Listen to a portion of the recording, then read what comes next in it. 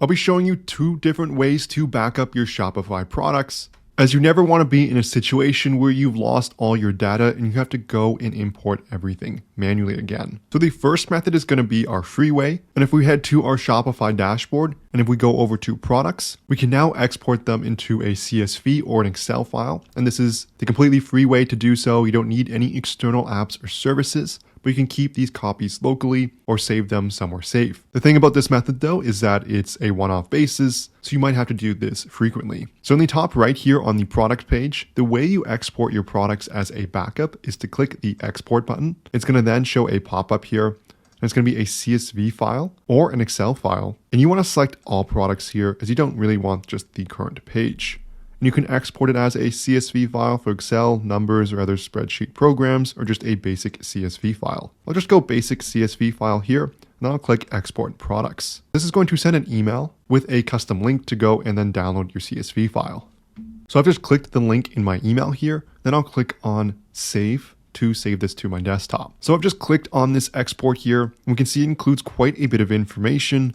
We have our handle, our title for our products, vendor, type, tags, and so on. And there is quite a few columns here that are associated with each Shopify product. And this is how we back it up on a manual basis. If you're looking to restore your Shopify products, I have another video on the channel as well on how to do that. So that is the manual way. What about an automatic way that can be done without you ever having to worry about backing it up yourself? And it's going to back up more than your products. It's going to back up everything in your Shopify store. And to do so, there are quite a few different apps on the Shopify App Store. So if you go to the Shopify App Store and you just search for backup, it's going to give you quite a few different options. Now, I don't have any association or affiliation with these apps here, but quite a few of them are extremely popular, such as Rewind Backups, which give you automated real-time store backups, and you can restore everything in just one click. Today, I was looking at Tiny Backup, as currently it is completely free, and it helps you protect your data from lost and unauthorized changes, ensuring easy restoration. Overall, it seems to have good reviews as well, and it was recently launched in 2024. If you've made any sales on Shopify, you know how hard it is to keep track of how much money your store has actually made. That's where our sponsor Profit Calc comes in, the one-click profit calculator available for your Shopify store. All you have to do is select the date range you're looking for to get real-time calculations, so you can see how profitable you are in just one click.